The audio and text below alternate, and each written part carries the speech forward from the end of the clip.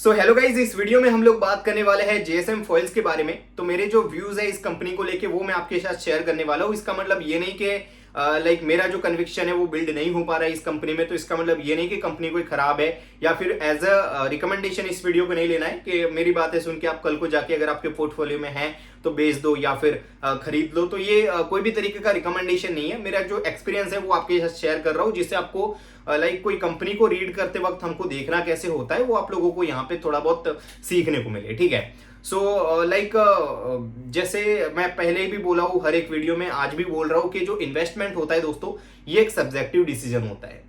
हर एक की फिलोसॉफी अलग चलती है इन्वेस्टमेंट को लेके। जो कंपनी मेरे को अच्छी लगी शायद आपको अच्छी ना लगे। ठीक है। जो मेरे को इन्वेस्टमेंट अच्छा लगा वो शायद आपको ना लगे अच्छा। ठीक है। तो हर एक कंपनी में कन्विक्शन नहीं बिल्ड हो पाता है। ठीक है। हर एक का बैकग्राउंड अलग होता है, हर एक के गट्स अलग होते हैं। तो अकॉर्डिंगली यहाँ पे जो है वो अलग अलग बिजनेस मॉडल हर एक को पसंद आते हैं। ठीक है। या फिर अलग अलग कंपनीज जो है वो हर एक को पसंद आती है। लेकिन यहाँ पे कुछ कंसर्न मेरे को लगते हैं जेएसएम फॉइल्स में, जिसके कारण यहाँ पे इस कंपनी में मेरा यहाँ पे कन्विक्शन बिल्ड नहीं हो पाता है। अब हो सकता है कि आपका कन्विक्शन बिल्ड हो भी जाए, और इसका मतलब ये नहीं कि मैं नहीं बोल रहा हूँ तो शायद रिटर्न्स ना देगी स्टॉक। हो सकता है आगे जाके यहाँ पे अच्छी रिटर्न्स बन जाए आपकी जेएसएम फॉइल्स में, और कंपनी तो अच्छा ही कर रही है कॉन्टिन्यूसली। लेकिन मेरे जो कंसर्न है, जिस कंसर्न के कारण मैं इस कंपनी में इन्वेस्ट नहीं कर रहा हूँ, और सिर्फ जेएसएम फॉइल का हम एग्जाम्पल ले रहे हैं, ऐसे काफी ज्यादा बिजनेस मॉडल है मार्केट में। तो वहां पे भी आपको ये चीजें जरूर कंसिडर करनी चाहिए। ठीक है। तो इसके बारे में हम लोग बात करेंगे। और हमेशा दोस्तों जो होता है कि हर एक बंदे को यहाँ पे अलग चीजें यहाँ पे पसंद आती है इन्वेस्टमेंट के रिगार्डिंग। ठीक है। जैसे आप देखोगे अगर एक ही फॉर्मूला होता है इन्वेस्टमेंट का, तो सारे जो लेजेंडरी इन्वेस्टर है, विजय केडिया सर, आशीष कचोलिया सर, मधुसूदन केला सर, विकास खेमानी सर, ये सारों का जो यहाँ पे पोर्टफोलियो एक जैसा दिखता है। लेकिन ऐसा तो है नहीं, सबके पोर्टफोलियो में हमको अलग अलग स्टॉक्स देखने को मिलते हैं। आशीष कचोलिया सर का आप देखोगे तो जो इंजीनियरिंग वाले बिजनेसेस होते हैं उसमें ज्यादा फोकस करते हैं। विजय केडिया जो है वो मैन्युफैक्चरिंग वाले बिजनेसेस में ज्यादा फोकस करते हैं। अगर आप दूसरे इन्वेस्टर्स को देखेंगे तो वो अलग अलग यहाँ पे उनको बिजनेस मॉडल्स पसंद आते हैं। लेकिन जेएसएम फॉइल्स में मेरे को क्या दिक्कत दिखती है और क्यों मेरा कन्विक्शन बिल्ड नहीं हो पाया इतने अच्छे नंबर्स होने के बाद भी, इतना अच्छा फ्यूचर आउटलुक होने के बाद भी, उसके बारे में मैं इस वीडियो में डिस्कस करने वाला हूँ। ठीक है। तो बेसिकली दोस्तों हमने इस कंपनी को Q4 के अंदर कवर किया था। फुल ईयर FY26 के नंबर्स भी हमने देखे थे। शायद 80% के आसपास का यहाँ पे टॉप लाइन ग्रोथ था, एंड ओवरऑल यहाँ पे प्रॉफिटेबिलिटी भी अच्छी थी। SME company by the way ये। सो इन्होंने रिसेंटली अपने नंबर्स पोस्ट किए। इनका टॉप लाइन का ग्रोथ था Q1 FY27 का 92% से इन्होंने अपने टॉप लाइन को ग्रो किया था। ठीक है। सो ओवरऑल अगर देखें तो बहुत अच्छे नंबर्स इन्होंने डिलीवर किए। ठीक है। और उसके साथ साथ ये लोग एक्सपांशन भी अच्छा किए। अगर आप लोग देखोगे तो पहले इनका एक ही फैसिलिटी था महाराष्ट्र मुंबई के आसपास, वो दूसरा फैसिलिटी इनका अब यहाँ पे अहमदाबाद के अंदर जो है वो ऑपरेशनल हो चुका है। और वहां पे जो है इनका जो कैपेसिटी है वो शायद ऑलमोस्ट डबल हो जाएगा। ठीक है। और वहां पे लोग जो है वो मार्जिन एक्सपेंशन का भी इन लोगों को यहाँ पे जो है वो सपोर्ट मिलेगा वहां से, क्योंकि इन लोगों का जो बिजनेस है, ये लोग फार्मा फॉइल्स बनाते हैं। जो फार्मा कंपनीज होते हैं उनकी पैकेजिंग के लिए जो फॉइल यूज होता है एल्यूमिनियम का, वो ये लोग बनाते हैं। ठीक है। पैकेजिंग बनाते हैं फार्मा की। तो ये लोग जो है वो मैन्युफैक्चरिंग को थोड़ा सा मॉडर्न बनाए हैं। तो वहां से अगर बात करें तो इनका ऑपरेशनल एफिशिएंसी बढ़ेगा, जिससे इनका जो वेस्ट वगैरह होगा वो कम होगा, या फिर इनका स्केलेबिलिटी बढ़ेगा। सेम कॉस्ट के अंदर ज्यादा स्केल कर पाएंगे, ज्यादा वॉल्यूम्स यहाँ पे निकाल पाएंगे, तो इनका मार्जिन उस वे में यहाँ पे जो है वो इंक्रीज हो सकता है आने वाले टाइम में। अब मेरे को दिक्कत कहां पे लगती है, सबसे पहला इनका बिजनेस मॉडल। ये बहुत ज्यादा बेसिक बिजनेस मॉडल है दोस्तों। ये लोग जो है वो फार्मा कंपनीज के लिए जो है वो पैकेजिंग जो लगते हैं एल्यूमिनियम के, वो ये कंपनी बनाती है, फार्मा फॉइल्स। ठीक है। अब ये काफी बेसिक बिजनेस मॉडल है। ये नॉर्मली काफी ज्यादा मैन्युफैक्चरर है जो इसको इजीली बना सकते हैं। ठीक है। तो यहाँ पे कंपटीशन काफी ज्यादा है, बहुत ज्यादा प्लेयर्स आप लोगों को जो है वो नजर आ जाएंगे इस सेगमेंट के अंदर। लिस्टेड कंपनीज बहुत कम है, शायद जेएसएम फॉइल्स ही है, लेकिन ओवरऑल काफी ज्यादा कंपनीज है जो कि इसमें काम करते होंगे, और कंपटीशन काफी ज्यादा है, क्योंकि बेसिक सा बिजनेस मॉडल है। ये कोई भी कर सकता है, एल्यूमिनियम को यहाँ पे इंपोर्ट करना है और उससे यहाँ पे पैकेजिंग बनाना है, जो कि नॉर्मल बिजनेस मॉडल है। तो बिजनेस मॉडल इनका यहाँ पे दोस्तों कोई भी मोट वाला बिजनेस मॉडल इनका है नहीं, काफी ज्यादा सिंपल बिजनेस मॉडल है। इस वजह से यहाँ पे अगर देखोगे आप लोग तो इनको क्या है कि क्रेडिट देना पड़ता है कस्टमर्स को। अब फार्मा कंपनीज को अगर आप लोग देखोगे तो इनका वर्किंग कैपिटल हमेशा हाई रहता है। आप इनका कैश साइकिल अगर देखोगे आप लोग, कैश कन्वर्जेशन साइकिल, तो हमेशा आपको हाई नजर आ जाएगा, क्योंकि इनका सारा जो बिजनेस होता है वो डिपेंड ऑन एक्सपोर्ट होता है, और एक्सपोर्ट का जो लाइक B2B बिजनेस होता है एक्सपोर्ट का, वहां से रेवेन्यू आने में थोड़ा सा लेट ही होता है, ठीक है। सो दैट्स वाई यहाँ पे इनका कैश कन्वर्जेशन साइकिल काफी हाई होता है pharma companies, and mainly JSM foils के जो क्लाइंट्स है वो तो फार्मा कंपनीज ही है।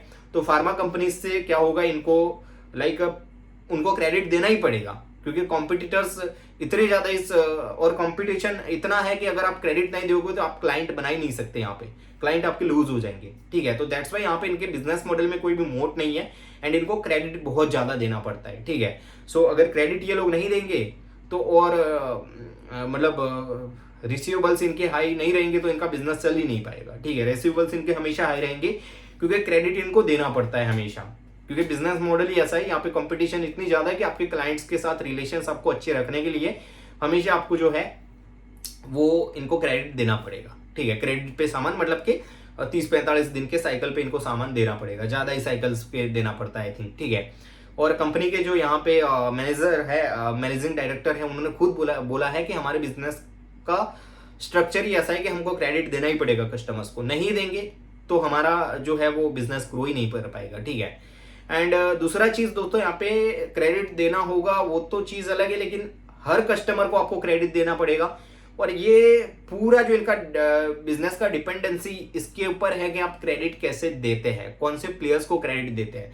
जैसे इनके मैनेजमेंट ने भी बोला है कि अगर किसी गलत प्लेयर को हमने क्रेडिट दे दिया, क्रेडिट पे सामान दे दिया, और वहां से हमारा बड़ा यहाँ पे डिले हो गया पेमेंट आने में, या फिर रिसीवेबल्स बहुत टाइम के लिए वहां पे बढ़ गए, या फिर डिफॉल्ट मार दिया कोई भी एक कस्टमर्स ने, क्योंकि यहाँ पे कस्टमर कॉन्सेंट्रेशन भी बहुत ज्यादा होता है, कुछ बड़े क्लाइंट्स के ऊपर ये कंपनी यहाँ पे निर्भर होती है, तो कस्टमर्स कॉन्सेंट्रेशन भी बहुत ज्यादा यहाँ पे होता है। तो होगा क्या कि अगर कोई बड़ा क्लाइंट इनका डिफॉल्ट मार दिया तो वर्किंग कैपिटल की इनकी धज्जियां उड़ जाएगी, मैन्युफैक्चरिंग के ऊपर पूरा यहाँ पे अगर बात करोगे तो इनको या फिर डेट लेना पड़ेगा, या फिर यहाँ पे इनका ग्रोथ पूरी तरीके से डिस्ट्रॉय हो सकता है अगर कोई बड़े क्लाइंट ने यहाँ पे पैसा मान लिया तो, ठीक है। क्योंकि दोस्तों मान लो इन्होंने यहाँ पे पैसा लगाया सामान में, ठीक है, और इनको तो क्रेडिट पे सामान देना है, तो पहले तो इनका पैसा लग रहा है, ठीक है। मान लो इन्होंने यहाँ पे सामान बना के पैकेजिंग बना के कोई फार्मा कंपनी को यहाँ पे सप्लाई कर दिया, वहां से उनको पेमेंट आने में डिले होगा। उसी बीच मान लो दूसरी कोई फार्मा कंपनी से इनको ऑर्डर मिला और वहां से अगर पेमेंट नहीं आया या फिर डिफॉल्ट मार दिया, तो आप अंदाजा लगा सकिए वो दूसरा ऑर्डर ये लोग फुलफिल कैसे करेंगे। सो इस वजह से यहाँ पे इनका जो वर्किंग कैपिटल है उसका इश्यू काफी सेंसिटिव है, और कंपनी ने खुद बोला है कि हमको अगर इस बिजनेस में टिकना है तो दो ही चीजें हैं, एक तो हम कैसे कस्टमर्स को क्रेडिट देते हैं और वर्किंग कैपिटल किस तरीके से मैनेज करते हैं, उसकी जो स्पेशलिटी है वो हमारे बिजनेस को यहाँ पे ग्रो करने में हमको हेल्पफुल रहेगी। लाइक हम कैसे कस्टमर्स को क्रेडिट देते हैं और वर्किंग कैपिटल किस तरीके से मैनेज करते हैं, और दूसरा है यहाँ पे वॉल्यूम, हम ज्यादा से ज्यादा वॉल्यूम प्रोड्यूस कर पाएंगे उसके ऊपर यहाँ पे डिपेंड रहेगा। मतलब ज्यादा वॉल्यूम हम प्रोवाइड कर पाएंगे, ज्यादा वॉल्यूम्स का हमारे पास ऑर्डर होगा, तो वहां पे हमारे क्या होंगे कि लाइक मैन्युफैक्चरिंग की वजह से मार्जिन वहां पे इंप्रूव होंगे, एंड देन बड़े वॉल्यूम्स होंगे तो बिजनेस भी उस तरीके से ग्रो होगा। तो वॉल्यूम के ऊपर पूरा खेल है, वॉल्यूम में ही इनको खेलना पड़ेगा। आई थिंक मार्जिन क्या ही मतलब, इतना कंपटीशन है, इतना बेसिक बिजनेस मॉडल है, बेसिक इन द सेंस के ये एल्यूमिनियम के जो है वो फॉइल्स बनाते हैं भाई, बेसिक सा, ठीक है। ज्यादा से ज्यादा ये इसमें वैल्यू एडिशंस क्या कर सकते हैं, जो ये कैप्सूल वाले ये जो सेंसिटिव ड्रग्स होते हैं उनके लिए यहाँ पे थोड़े से मतलब हाई कैटेगरी के वॉल्यूम्स के फॉइल्स बनाते हैं, मतलब हाई कैटेगरी वाले जो एल्यूमिनियम होते हैं, मतलब 2-4 लेयर्स के यहाँ पे जो वॉल्यूम्स एल्यूमिनियम्स होते हैं उसके फॉइल्स बनाते हैं, लेकिन उसमें भी कुछ ज्यादा वैल्यू एडिशंस नहीं हो पाते। अभी इन्होंने एक नया सेगमेंट ये लोग यहाँ पे एंटर कर रहे हैं, टाइम लगेगा उसमें। ये जो लाइक हम देखते जो ये मेडिसिन का बॉटल होता है, ठीक है, जो ये मेडिसिन का लाइक जिसको बोलते हैं कप सिरप्स वगैरह आता है ना, सिरप वगैरह, ठीक है, तो उसके ऊपर जो ये कैप लगता है एल्यूमिनियम का, वो ये लोग बनाने का स्टार्ट कर रहे हैं। देखेंगे हम लोग, ट्रैक तो इस कंपनी को कर ही रहा हूँ, लेकिन ये जो 2-3 इश्यू है दोस्तों, कंपनी काफी छोटी है, कल को उठ के कोई बड़ा क्लाइंट यहाँ पे डिफॉल्ट मार दिया या फिर वर्किंग कैपिटल का कंपनी को इश्यू आ गया, तो दैट्स वाई यहाँ पे होगा क्या कि आगे जाके यहाँ पे इनको परेशानी हो सकती है, ठीक है। बाकी इन्होंने बहुत अच्छा एग्जीक्यूशन दिया है कंपनी ने, और कंपनी ने खुद बोला है इतना अच्छा अगर कंपनी बोलती है तो ये मैनेजमेंट काफी पोलाइट है भाई। इन्होंने खुद यहाँ पे क्लियरली बोल दिया मैं कॉन कॉल्स के अंदर कि कि हमारे बिजनेस मॉडल में कोई मोट नहीं है, बेसिक सा बिजनेस मॉडल है। हम सिर्फ यहाँ पे वर्किंग कैपिटल कैसे मैनेज करेंगे, क्लाइंट्स के साथ हमारा रिलेशंस कैसा है और वॉल्यूम हम लोग किस तरीके से यहाँ पे हमको कितने वॉल्यूम्स का ऑर्डर मिलता है, उसके ऊपर डिपेंडेंस है हमारे बिजनेस के सक्सेस का। ठीक है, सो ये सारे यहाँ पे मेरा व्यू था जीएसएम फॉइल्स के बारे में। बाकी कंपनी ने बहुत अच्छा एग्जीक्यूशन किया है। जब आईपीओ आया तो वहां पे तो एक ही फैसिलिटी था और उसके साथ साथ यहाँ पे कंटिन्यू 100% आसपास से ग्रो किया है वॉल्यूम एंड लाइक वैल्यू दोनों को। एंड अगर बात करो नया फैसिलिटी बनाया तो मैनेजमेंट में वो भूख है भाई। ठीक है, क्योंकि पूरा एक्सपेंशन किया कैपेसिटी का। ठीक है, बस यही कुछ दिक्कत है जिसकी वजह से मेरा बिल्ड नहीं हो पाता कन्विक्शन यहाँ पे। एंड एसएमई का स्टॉक है, दैट्स वाई। बाकी मैनेजमेंट अच्छा कर रहा है, कंटिन्यू अगर एग्जीक्यूशन इतना ही अच्छा रहा तो मैं स्टॉक पैसा बना सकता है। लेकिन मेरा व्यू यहाँ पे ये है कि मैं एज एन इन्वेस्टर जो है वो मेरे पास और भी अच्छी अपॉर्चुनिटीज है और भी मेरे को सेफ रिटर्न्स वाले यहाँ पे स्टॉक्स मिल सकते हैं। तो एज एन इन्वेस्टर आपको ये सोचना होगा कि जेएसएम फॉइल्स में आपको बैट लेना है या नहीं, क्योंकि यहाँ पे दोस्तों डिपेंड करेगा। कुछ अगर किसी का बड़ा पोर्टफोलियो है तो वो 1-आधा% यहाँ पे डाल भी दे तो उसको तो कुछ फर्क नहीं पड़ेगा। ठीक है, लेकिन अगर जेएसएम फॉइल कंटिन्यू अच्छा एग्जीक्यूशन करता रहा, पैसा बन गया, तो फिर उसको तो यहाँ पे मजे ही मजे। ठीक है, और ऑन द अदर वे अगर किसी का छोटा पोर्टफोलियो है तो उसको तो ऐसे में इन्वेस्टिंग के बारे में सोचना ही नहीं चाहिए मेरे ख्याल से। ठीक है, तो यही है दोस्तों, सब्जेक्टिव होता है इन्वेस्टमेंट किस तरीके से, वो भी मैंने आपको समझा दिया। एंड जेएसएम फॉइल्स के बारे में मेरे क्या व्यू है वो भी मैंने आपके साथ शेयर कर दिया। आपको वीडियो कैसा लगा एंड आपका क्या व्यू है वो भी मेरे को कमेंट्स के अंदर जरूर बताइएगा। Thanks for the watching.